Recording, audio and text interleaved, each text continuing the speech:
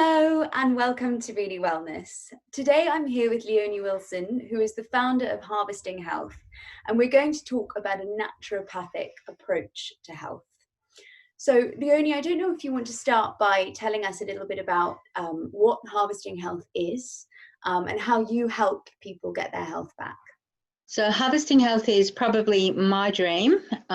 So I've always wanted to be a naturopath, and I put off my study until I was much later in life because I had children and I brought those children up as a single parent. So it was almost my dream to learn naturopathy and learn the power of natural methods of healing.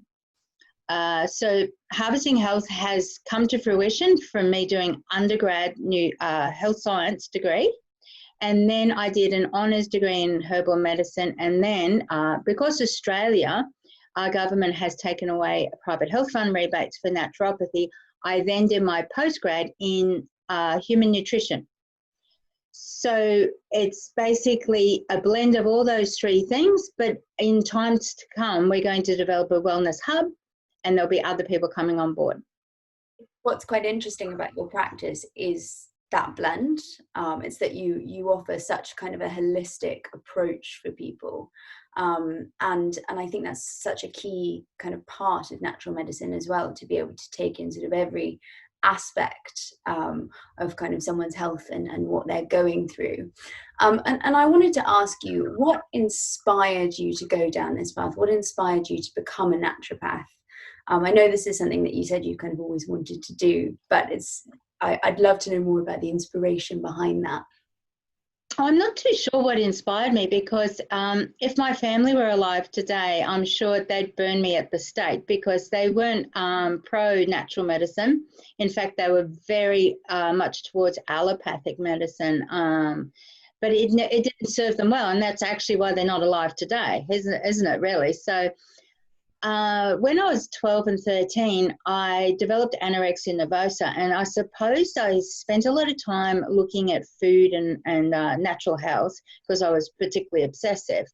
Maybe that was what did it for me. I'm not too sure, but I always had an interest in the natural things, which was very much different to the way I was brought up, because I was always the first child to have antibiotics. I was always the first child to have a really poor processed diet, and I was a little fat thing who was not happy being fat, hence why I got anorexia, I'd say.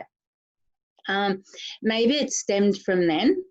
I'm not too sure. It just evolved. I think it was basically my calling. However, I don't know how it came to be. I really don't know how it came to be. I think it's really interesting you mention the link between kind of being sick and anorexia is actually something that I myself have been through, and kind of then going on this journey to find health and well-being and actually investing your life in it, because I think a lot of the time that's what happens for people in all different fields of health and well-being. We're often inspired by our own journey through something, and initially that can be an unhealthy obsession, but often that evolves into a really, really healthy way of both treating yourself and giving back to the world, which I think is really, really wonderful. Yes, I see that a lot. I see that a lot in university, where I've trained. People have had autoimmune diseases or challenges with their health, and that's why they embark on the journey. Absolutely. I think I always laugh. One of my favorite phrases a doctor, actually a psychiatrist, ever said to me was, I was kind of questioning, how could you possibly empathize with what I'm going through? And he was like, well, what you don't understand is that in order to get into the particular field of medicine that you're in, or whatever it is, you have to have experienced something to do with that. Otherwise, you can't possibly empathize with your patients and what they're going through. I'll say to my clients sometimes, like, I'm fairly direct, and sometimes one person said, geez, you must ruffle feathers, and I probably do. However, you're paying for the time, and you want someone who's not going to pussyfoot around and sugarcoat it. But I say to my clients, look, I'm not being nasty. I've actually been where you have been, where you are now. It's not just that I'm picking on you. I've been there, and I've seen the error of my ways. Absolutely. And I think it's important to kind of use that vision in order to to be not tough on people, but direct. I think that's really, really important when it comes to healthcare in general. I wanted to ask, we kind of touched a little bit earlier on that kind of blend of kind of services and therapies that you offer people. And I wanted to delve a little bit deeper into the range of therapies that naturopathy draws on. Could you tell us a little bit more about that? Well, yes. So we use the herbal medicine, as I said. So I use herbal medicines, and they're basically like a prescription medicine in the way I use them. So they're to bring symptomatic relief. They're going to help alter different biochemistry. So as I explain to people, it's to bring them back up to par whilst I educate the person on the nutritious way of maintaining their health. So we've got our herbal medicine, then we've got food as medicine. Also flower essences. So sometimes I might get people in the clinic who are particularly low in vitality, and that's like they've got a very low constitution. The smallest intervention is going to have an effect. So it may be flower essences or homeopathics for that that sort of person. And even sometimes food is too strong for those people. So lifestyle, out in nature, sitting in the sun in the morning, dark room at night, water therapy, hydrotherapy. There's something going on in Australia at the moment where the Victorian government wants to ban the use of hot showers or immersion for childbirth because of COVID. And there's an uproar about this because water therapy is so good for birthing mothers, but it's also so good for everybody. You know, like when you go swimming, you feel really good when you're immersed in water. So hydrotherapy was something they used to use in times past. But however, we might say go for a walk in the beach. So hot sand to cold water for circulation, for instance. Those sorts of things. So like nature provides so much. It's not surprising that I would gravitate towards that. How often do you get out in the sun and you just feel better for it? You know, our whole circadian rhythm is sequenced around nature, and it's just the modern day lighting and stresses that throw it out.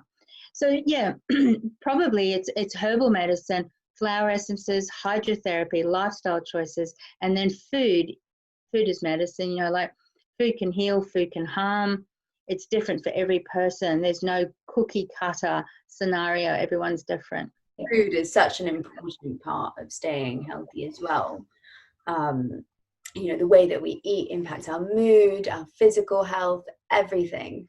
And it sounds like, you know, that there are some parallels. For example, food is something that comes up in kind of, would you say allopathic, sort of for general medical care.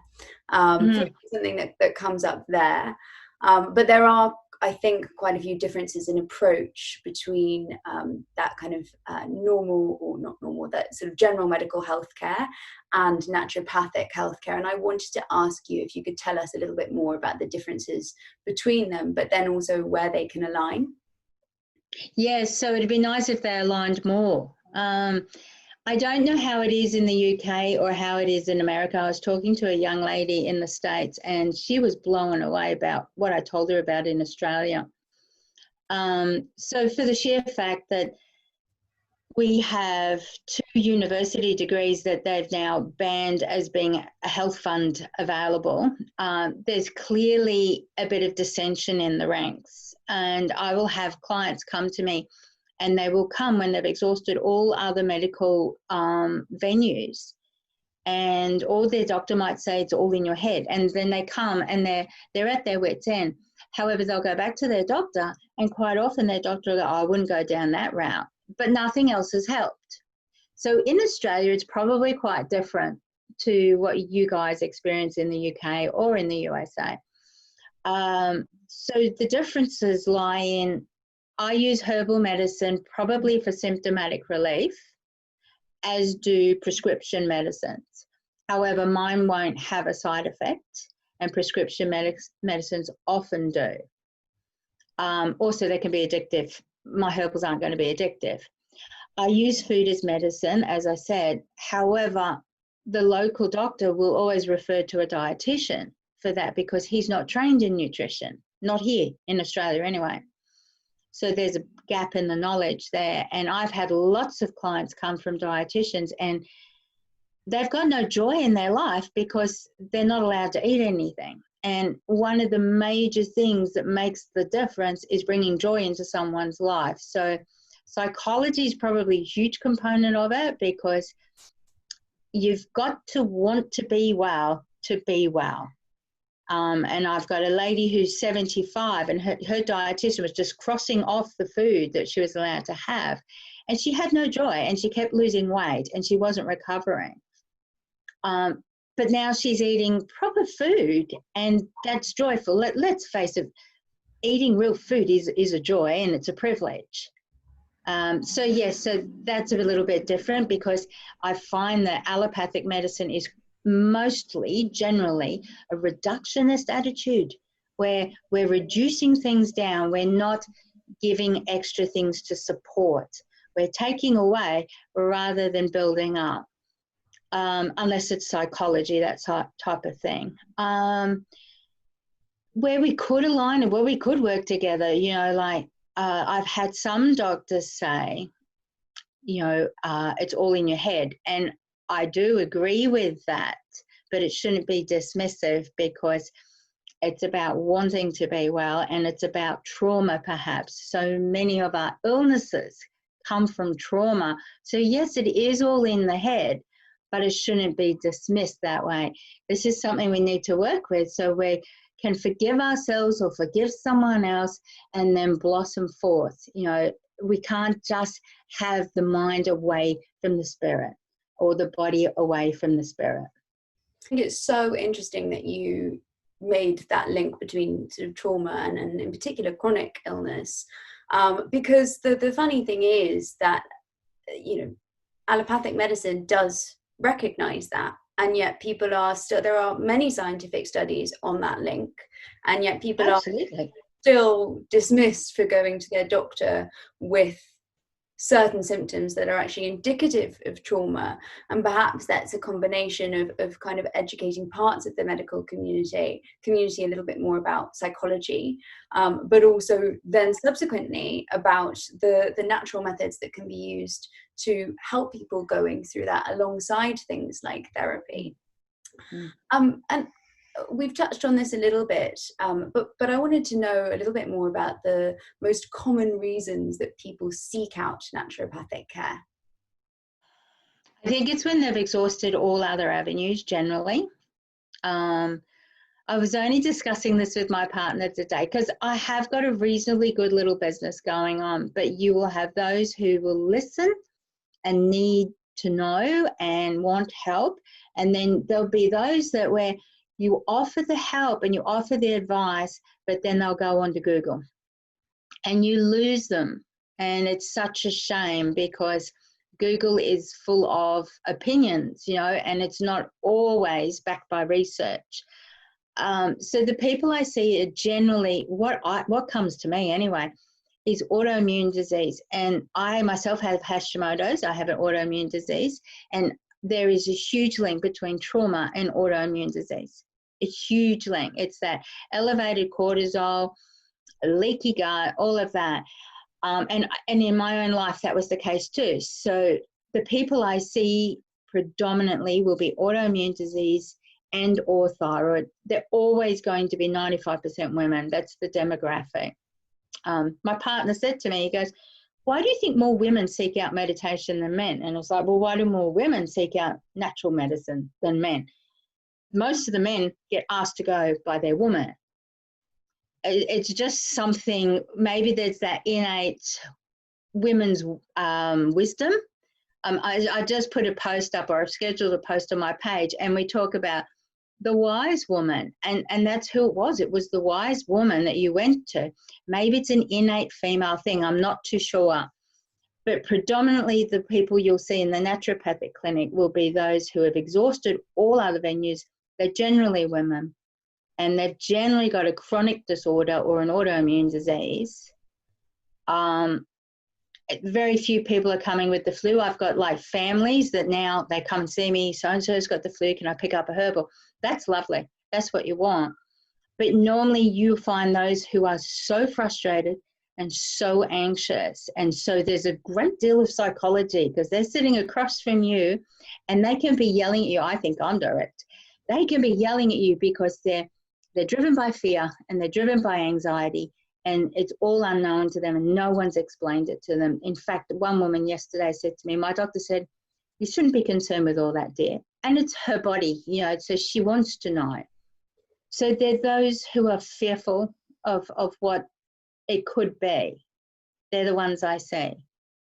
There are two things that I really, really wanted to pick up there. The one is that you mentioned kind of losing people to Google. And I think that's such a good point, because, oh, yeah.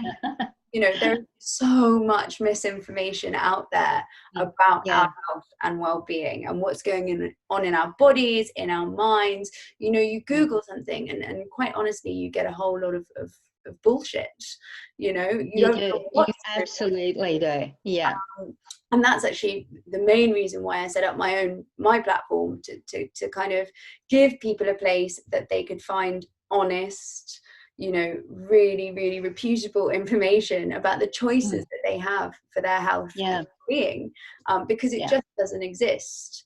And then the other thing that you brought up was kind of women's intuition and the wise women. I think, you know, women in general, and I can't put my finger on why. Maybe it's our upbringing, maybe it's something to do with kind of our history. I think women in general do tend to be more open to discovering new ways of kind of processing themselves and their health and their well-being. I mean, if you look within the kind of more of the wellness side of the health and well-being space, there are a profusion of women doing and kind of educating themselves and educating others about really, really incredible things. And I would say, you know, the large majority of people who come to my platform, in fact, are women, because of that.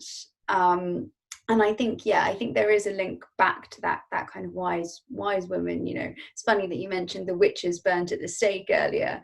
Well, absolutely, that's who the original kind of healers and natural medicine practitioners were those women who were kind of branded witches. Oh, I would have been burnt. I've got red hair. I'm gone.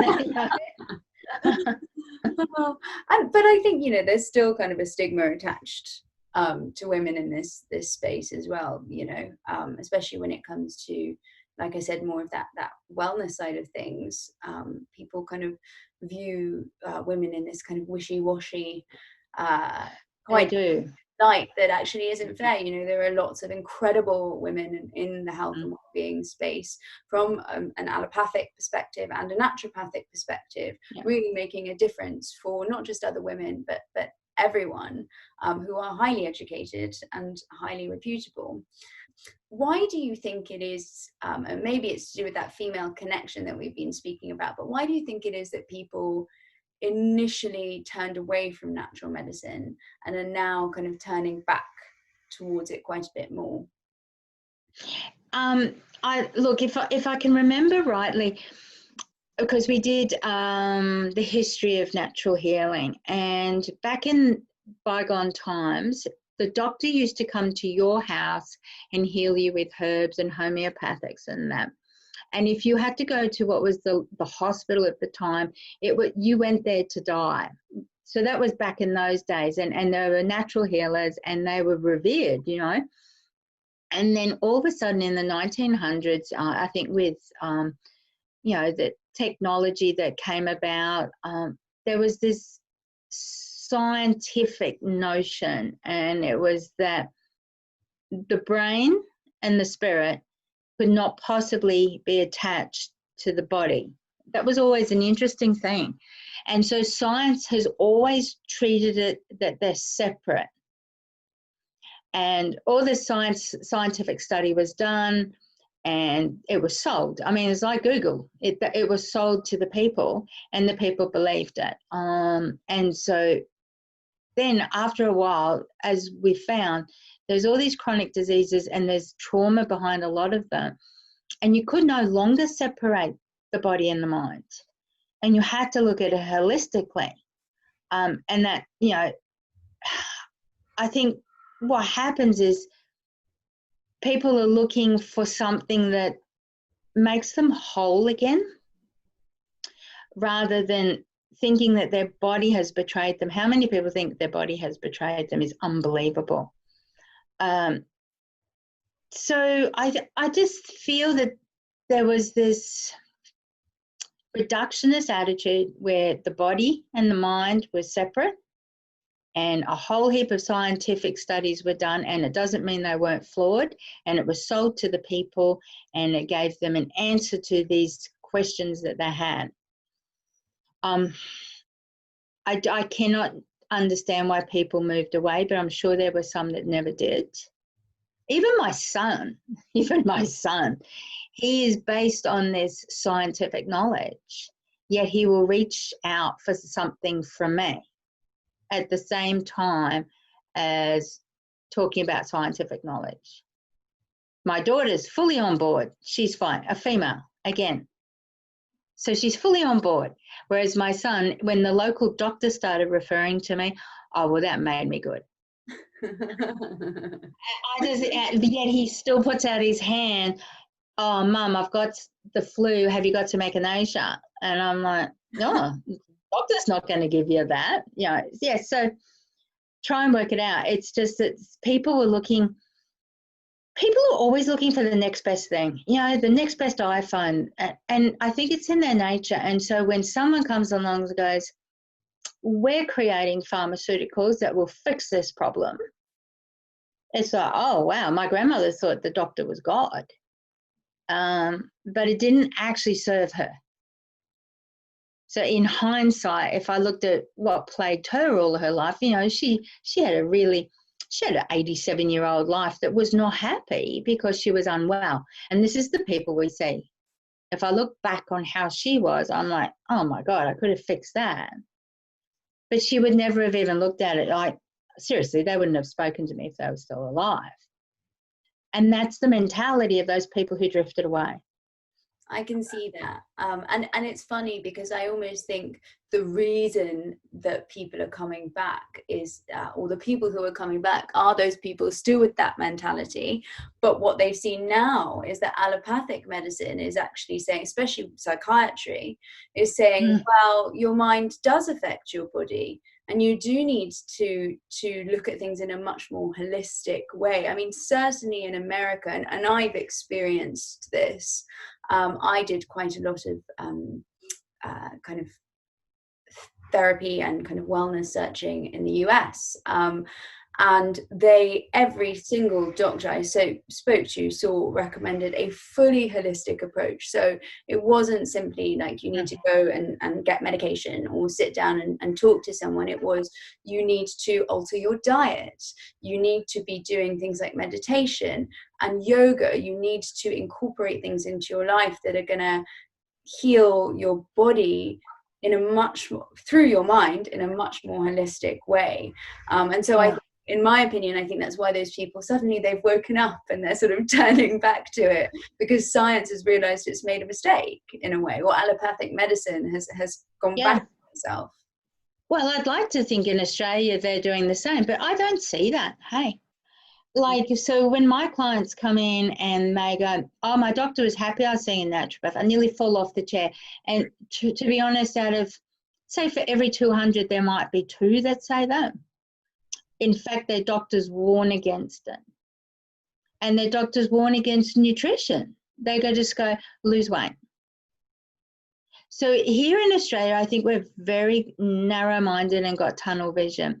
There will be those, the rare few, that talk about a holistic way of living. Most people that come to me that had been in your situation, for instance, are always prescribed an SSRI.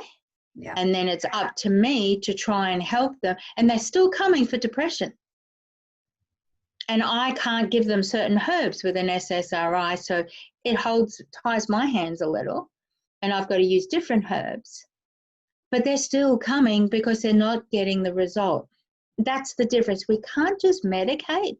We've got to look at what's in the heart and why it's happening and remove that problem. before the body can respond. I think especially when it comes to mental health, but also some aspects of physical health like chronic illness, something which people often learn the hard way is that you cannot just medicate. No. You can't, because especially in mental health, medication is almost like your crutch to then go and do other work that you need to do in order to feel and get better.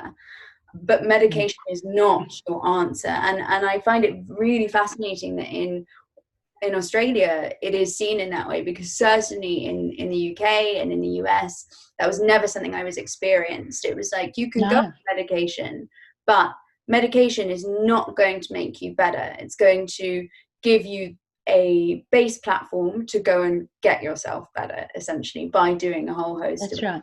things. And that's the way I see my herbals. I say to the people who come in, these herbals, you don't stay on them for the rest of your life. These are the in-between. These are going to help you to function until you can make those changes that are necessary: diet, lifestyle, work, relationships, whatever. But they're not, they say, can't I stay on these forever? And I go, you clearly can, but I'm not doing my job if you are. Yeah. I'm supposed to be educating that person to, look, have you noticed that you're working 60 hours a week? Is it any wonder you're tired? Or have you noticed that you're buying convenience foods because you're working 60 hours a week? So it's about pointing out what they're too busy doing to be able to see it. Yeah. And then giving them the tools. And I think, people need that help, that assistance, because often we don't see what our bad habits are, or what the things that could be affecting our health mentally and physically are, until someone else stops us and kind of points them out and helps us to relook at them. What bad habits? I've got none. Yeah, that's right. Yeah. You kind of, over time, as you've worked with your clients, what are the kind of mental and physical health benefits you see, both kind of short term and long term, for them, and also for yourself, as someone who kind of embraces naturopathy? Okay, so for myself, having Hashimoto's, it's an underactive thyroid.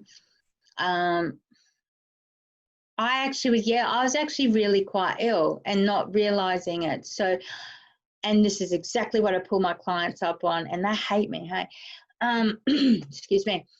I was one of these people who clearly, because of my underactive thyroid, I was gaining weight, no matter how little I ate. So of course, we cut back on our food and we exercise more. So then I became the over-exerciser who was exercising so much every day. I had an 8-pack in the end. You wouldn't know it now. And I was restricting my food, and I was like, okay. And I do, and all my clients, they don't even know I've done this. Hey, I cut out meat. I went into soy. I went into kale. I went into coleslaw, and every single one of those things is contraindicated in underactive thyroid. But I was on Google, and Google told me milk is crap. Have soy milk. Have kale. Why? Have raw cabbage, sauerkraut, those sorts of foods.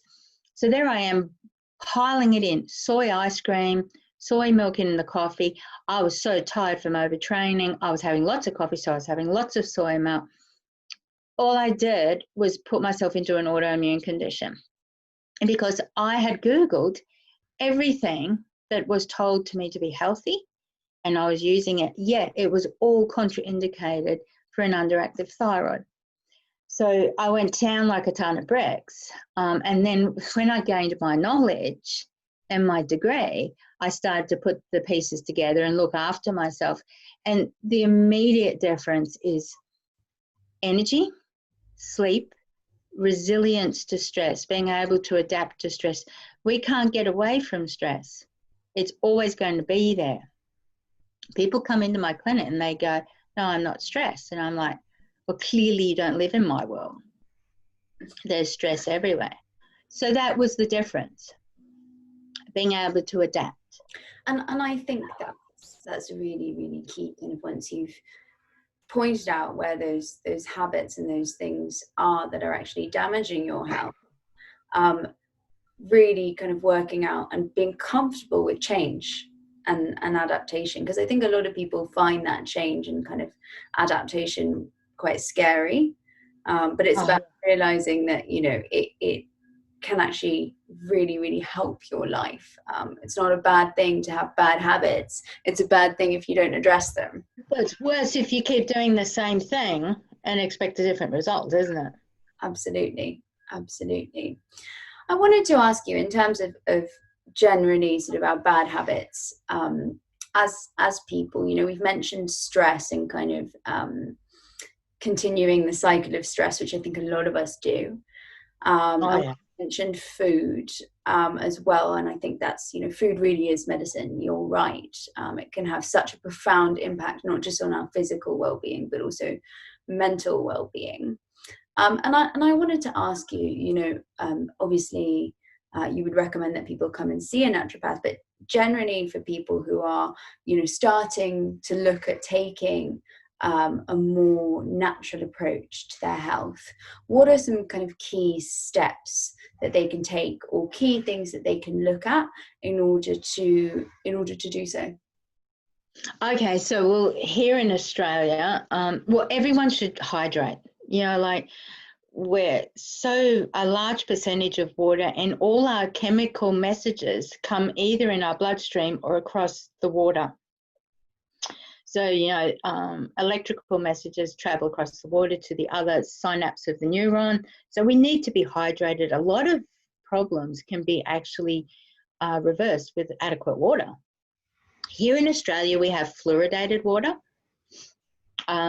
It would be something that I advise all my clients not to have. I advise them to have spring water. So having adequate water. And the newest thing I'm finding is that a lot of women my age or just younger are scared of fat and protein. So I'm finding there are a lot of women who are not eating enough protein or fat, but reaching for the carbohydrates, then getting blood sugar spikes, and then getting unwell. So I would suggest having a protein and fat at every meal, a good fat. You know, people tend to think vegetable oils are good. I've never seen a vegetable secrete oil in my life. So it clearly is not a good food. Olives, yeah, olive oil, grass-fed ghee, grass-fed meat, all the good fats, rice bran oil for cooking and stuff like that. Clearly, as everyone that's listening must be aware, you've got to avoid processed foods like the plague. They're made on cheap ingredients for a reason, because people need to make a profit, and your body doesn't know what. It's not that it's going to kill you per se, but you're giving your body something that it doesn't recognize, so it can't perform its usual function as it should. It's like throwing a piece of wood in the gears, really. Your body responds to normal food, real food, wholesome food, and then it can tick off all the chemical messages that it needs to do. However, you give it something that it doesn't recognize, it can't do its job properly. And that's when we're getting disease. But yeah, water, fat, protein, pretty important stuff. Absolutely. I'm not a fan of grains. I have to admit, I'm not a fan of grains. However, there are things like quinoa, and that's a seed. Rice can be a seed, not always a grain. So I'm not anti-carbs.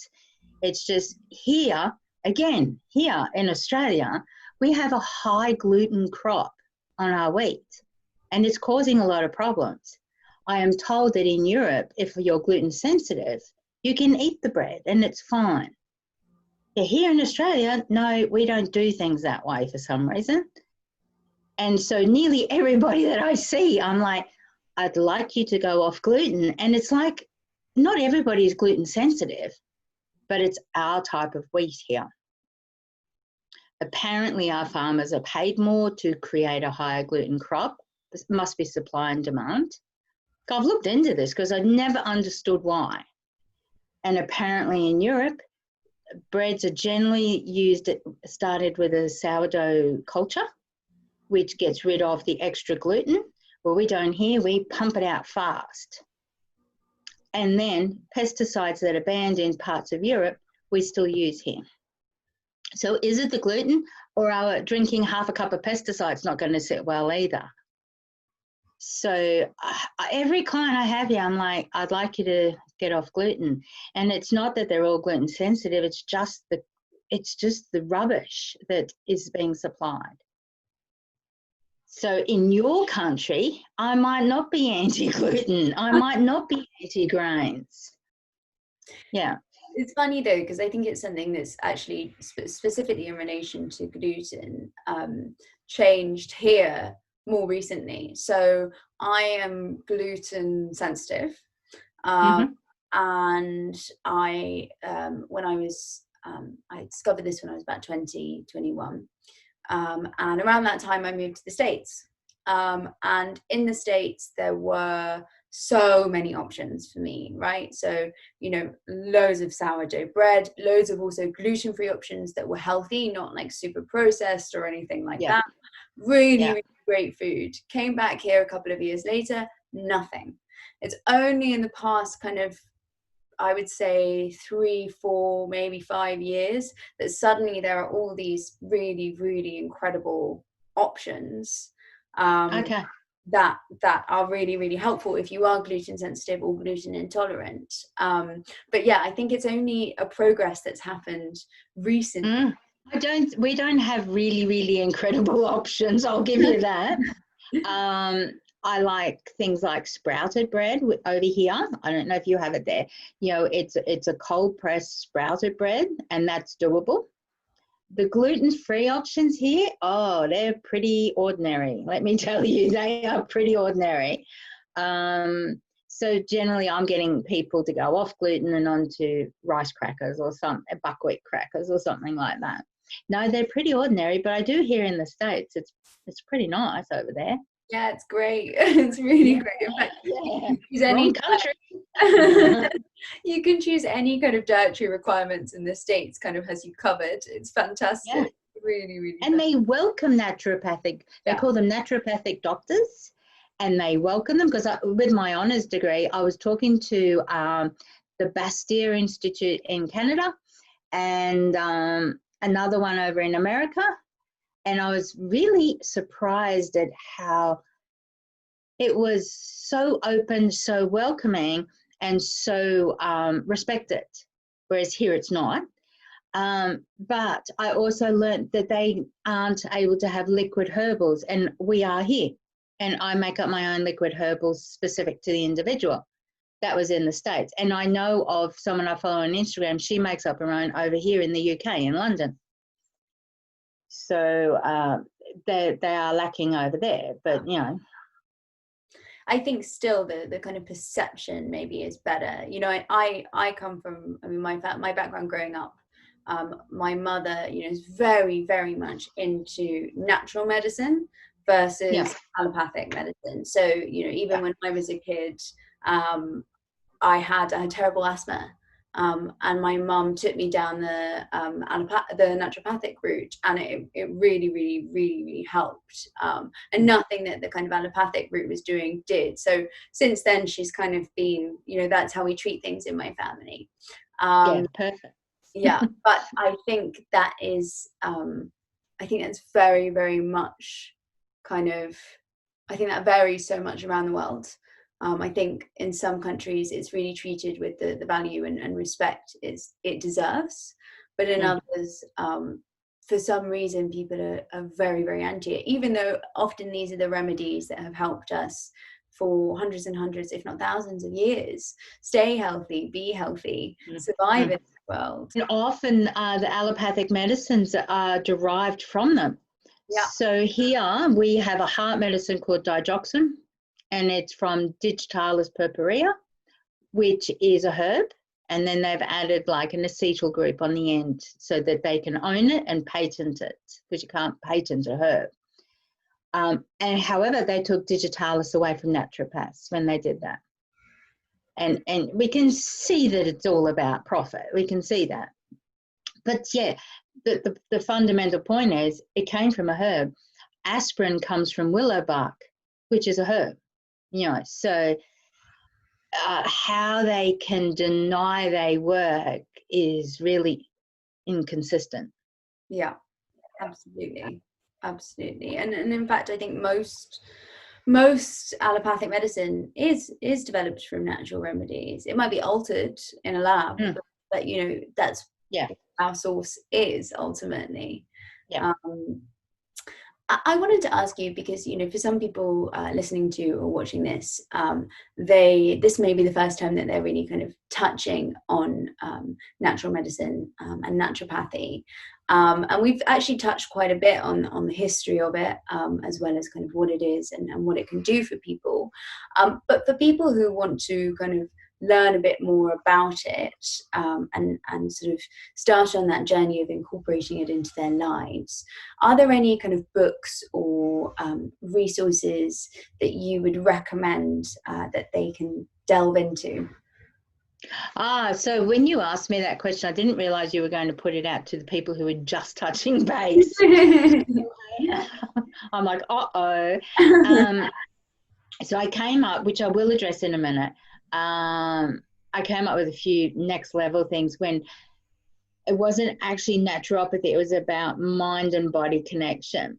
So I did find there is a book by Bruce Lipton called The Biology of Belief. And he himself was a physicist. And it's interesting, he was very scientific. He was a fellowship of a particular university. And he was very much respected. And I can't remember exactly how it came about, but he noticed in petri dishes the difference in the cells under different situations. So he followed that through further, and he used music, and he used loud voices and all different things that were angry, joyful, sad, sudden. And he saw there was differences in the way the cells within the petri dishes behaved. And so he went to his colleagues and he was talking to them about quantum physics. And they got him disbarred in the end because there was just no way they would wear this. And there's the chasm between allopathic science and holistic medicine. But however, later on, he was allowed to come back to that university. But he wrote this book, and it was The Biology of Belief. What we believe will determine how our body behaves. So if we invite joy and invite in the good, and the body will behave in a way of healing. So that was one thing. If we're talking naturopathy, there's a few Instagram tags. There's Lara Bryden, and that's for female health. And it's very much about the menstrual cycle, periods, endo, PCOS and that. So she's on Instagram, Lara Bryden. There's also Leah Hechtman in Australia is on Instagram. She's a bit of a guru out there. But you've got to get the right fit for you. So there's also things like, I do like Joe Dispenza. So Joe Dispenza's, he's written a book, what is it called? Breaking the Habit of Being Yourself. So same habits, same thoughts, and expecting a different outcome. So it's not very naturopathic what I'm actually subscribing to there. It's more, I do feel it's more about bringing joy into your life, having faith in yourself, and the body responds. Even if you were doing all the wrong things and you brought joy and faith into your life, I actually think your body would thrive. I mean, you don't not do all the wrong things, but yeah. No, I think absolutely, and it's been shown that people who are suffering from kind of great illnesses respond much better if they have a positive mindset. I mean, I interviewed a wonderful woman for Really Wellness called Mila DiBiaggi, and she went through an exceptionally traumatic injury. She was told she would never, ever, ever walk again. And she's a dancer. So you can imagine that was quite painful for her. Absolutely. She just took this mindset where she was like, this will not break me. I will walk again. And not only that, I'm going to be able to dance again. And she's dancing. She's walking. There's so much untapped in our minds, and you've heard it said before, you know, like we've all heard it. So and that's like, I think Joe Dispenza also does a podcast on 5 steps to changing your life. And I think, you know, like that's a step-by-step instruction. So yeah, that might be for newbies joining in. So often we come to these platforms, or we come to a naturopath believing that our body has betrayed us, and that it's like we walked down the street and an autoimmune disease jumped on us, and that's it. But that's not what happens. There's a sequence of events, and it's basically the perfect storm that creates it. And often it starts with trauma, and then what the messages we tell ourselves in response to that trauma that we carry through life. And then also, if you do feel that your body's betrayed you, or you walk down the street and boom, you've caught something like an autoimmune disease or a chronic disease, you play the part of the victim. Oh, poor me. And that is not going to serve you to heal. And your body knows when you don't like yourself. You know, I have people who sit in front of me, just all these negative messages, and then asking me why they're so sick. And like I say, have you heard what you say to yourself? Your body hears that. And this is that whole biology of belief, breaking the habit of being yourself. Even like, hey, house, you can heal your life, that sort of thing. Unless you believe it, that's your very first step. The rest follows because you have faith in yourself and you love yourself. And truly, I lived a life where I used to not love myself.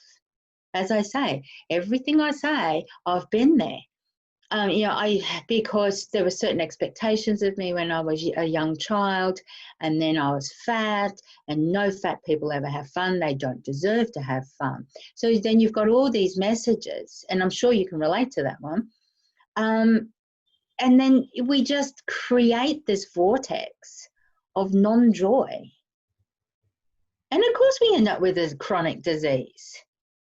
What did we expect out of all of that? No, absolutely. So when you say it's all in your head, yeah, it probably is.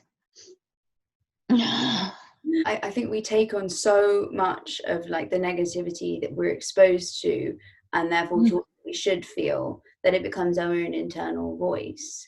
But I think what's really important about naturopathic medicine and also psychiatry and psychology is that they turn around and they say, yes, it is all in your head. But it's really important that we address the fact that it's in your head. That's it. Yeah. We're not going to put you on an antidepressant. We're going to actually work through this. And to be honest with you, I've just finished my postgrad, the grad certificate. And then I'm like, really? We do a little bit of psychology and counseling in our degree, but it's not enough. It's not enough to elicit that change in that person that creates that new journey to health. I think, it's so important that you recognize that, because then it's something that you will give people. I think absolutely. Yeah. Very highly aware of the psychology behind what you do, and that's what makes your practice different perhaps from another, because it's so important to recognize and so helpful to people. Sadly, that is all the time that we have for today, but I just wanted to say thank you so much for joining us. It's been such a pleasure to have you and learn from your wisdom. Totally enjoyed it. I like these little podcasts. I like this. It gives other people the chance to hear a message that they would not hear otherwise.